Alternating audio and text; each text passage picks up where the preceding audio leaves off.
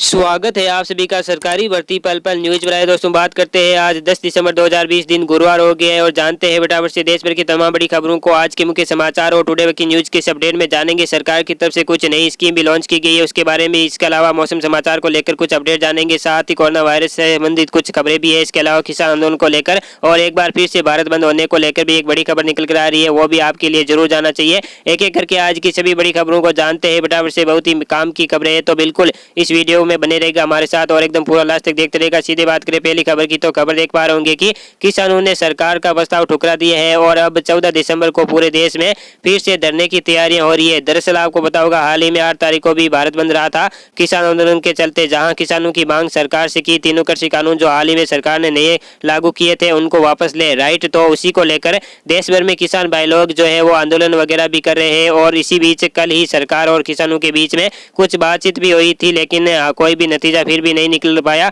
और ऐसे में दोस्तों जब सरकार ने किसान भाई लोगों से कहा कि जो कृषि कानून है उनमें संशोधन कर देंगे, हम बदलाव कर देंगे, तो उस पर भी किसान भाई लोग राजी नहीं है। इस प्रस्ताव को भी ठुकरा दिया है क्योंकि किसान सिर्फ हाँ या ना में अड़े हैं कि आप कानून को हटा रहे हो या नहीं। अब किसानों का यह भी कहना है कि वो फिर से 14 दिसंबर को राष्ट्रव्यापी प्रदर्शन करेंगे, यानी कि एक बार फिर से दिल्ली आगरा एक्सप्रेस वे को भी बंद कर देंगे, जयपुर दिल्ली हाईवे को भी बंद कर देंगे और मानो पूरे देश में दोस्तों की 14 दिसंबर को एक बार फिर से भारत बंद रहने जैसा माहौल भी आपको देखने को मिल सकता है, क्योंकि सरकार कृषि कानून में संशोधन को तैयार है और किसान भाई लोग इस बात को मानने को तैयार नहीं है। और बाकी केंद्र और किसानों के बीच जो बातचीत हुई उसमें कोई बात नहीं बनी है। 12 दिसंबर को भी दिल्ली जयपुर हाईवे वे बंद रहेगा और पूरे देश में एक दिन टोल फ्री भी रहेगा। जी हाँ, कल ही दोस्तों केंद्रीय गृह मंत्री अमित शाह और कृषि मंत्री नरेंद्र सिंह तोमर के बीच भी इस मुद्दे पर लंबी बातचीत हुई, लेकिन दोनों नेताओं के बीच बातचीत तकरीबन बैठक करीब 2.5 घंटे तक चली और इस बीच भी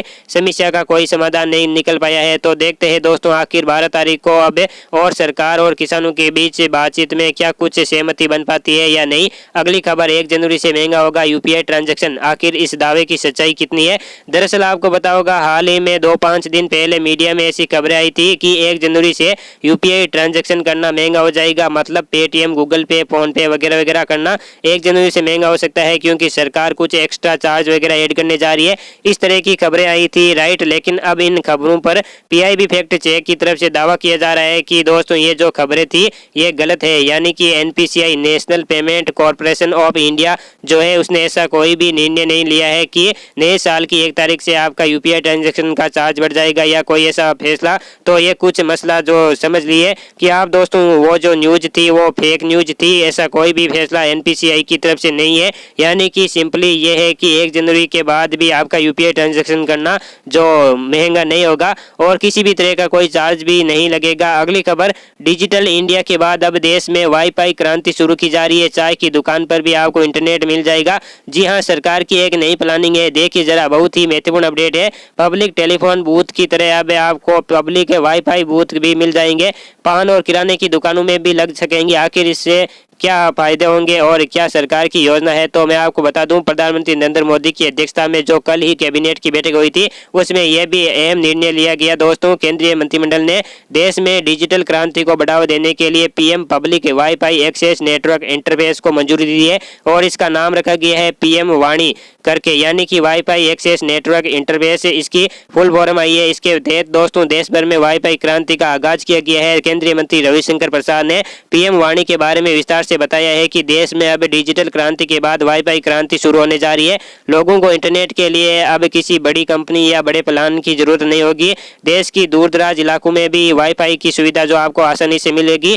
तो ये वाकई में सरकार की बहुत ही अच्छी प्लानिंग है। देखते हैं आखिर कब तक देश भर में इस तरह की जो सेवाएं शुरू हो पाती है। अगली खबर, सुप्रीम कोर्ट में सुनवाई के दौरान केंद्र ने कही ये बातें और 14 दिसंबर तक टाल दी ब्याज माफी पर सुनवाई। दरअसल बात कर रहे लोन मॉरेटोरियम के मामले को लेकर कल ही सुनवाई होनी थी तो उसको भी 14 दिसंबर तक टाल दिया है। लॉकडाउन के दौरान जो मतलब सुप्रीम कोर्ट का आदेश रहा कि बैंक जो लोन मॉरेटोरियम के तहत लोगों को लोन के ऊपर छूट वगैरह दे उस पर भी कई सारे जो बैंकों ने ब्याज वसूल लिया, तो उसी पर अब 14 तारीख को सुनवाई होगी सुप्रीम कोर्ट में। देखते हैं क्या अपडेट आता है। अगली खबर, आज नए संसद भवन की आधारशिला रखेंगे पीएम मोदी, 971 करोड़ रुपए से होगा इसका निर्माण।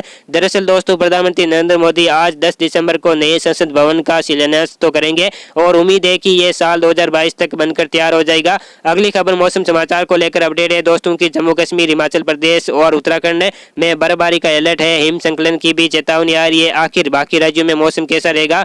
तो मौसम विज्ञान विभाग की तरफ से माने तो उत्तर भारत में मौसम की तल्खी को लेकर अलर्ट जारी किया गया है। मौसम विज्ञान विभाग के अनुसार अगले 24 घंटे में पश्चिमी विक्षोभ के कारण जम्मू कश्मीर, लद्दाख, हिमाचल प्रदेश, उत्तराखंड में बारिश और बर्फबारी हो सकती है। मौसम विभाग के पूर्वानुमान को देखते हुए आपदा प्रबंधन प्राधिकरण ने भी जम्मू कश्मीर के ऊंचाई वाले क्षेत्रों में हिमस्खलन की चेतावनी जारी की है। संपूर्ण भारत के 10 दिसंबर 2020 के मौसम पूर्वानुमान की अगर बात करें ना तो आगामी 24 घंटों के दौरान जम्मू कश्मीर, गिलगित, लद्दाख, बाल्टिस्तान में हल्की बारिश देखने को मिल सकती है। वही दक्षिण आंतरिक और तटीय कर्नाटक में, तमिलनाडु, रायलसीमा, दक्षिण कोंकण, गोवा और मध्य महाराष्ट्र में भी हल्की फुल्की बारिश हो सकती है। गोवा, गुजरात में भी कुछ छींटे पड़ सकते हैं। राजस्थान में भी आज छिटपुट बारिश हो सकती है। दक्षिणी पूर्वी राजस्थान में। अगली खबर, चीनी वायरस के क्या ताजा आंकड़े चल रहे हैं? तो टोटल संक्रमित लोगों की संख्या 97,62,326। वही जान जाने वाले लोगों की संख्या 1,41,735 पहुंच गई है। अगली खबर, आरआरबी एनटीपीसी 2020 एग्जाम डेट को लेकर। दरअसल आपको पता होगा कि आरआरबी एनटीपीसी का जो नोटिफिकेशन 28 फरवरी 2019 को रिलीज हुआ था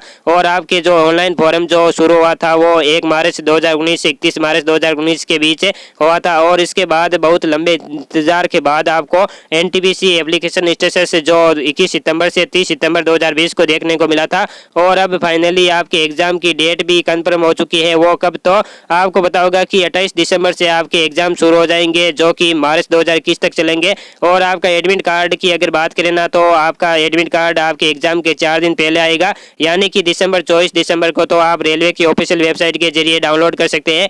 ओके दोस्तों, इसी घड़ी में ये टुडे की न्यूज का अपडेट वीडियो फिनिश होता है। दिल से वीडियो को लाइक करना, शेयर करना अपने दोस्तों के साथ व्हाट्सएप, फेसबुक पर। ओके दोस्तों, जय हिंद, जय भारत।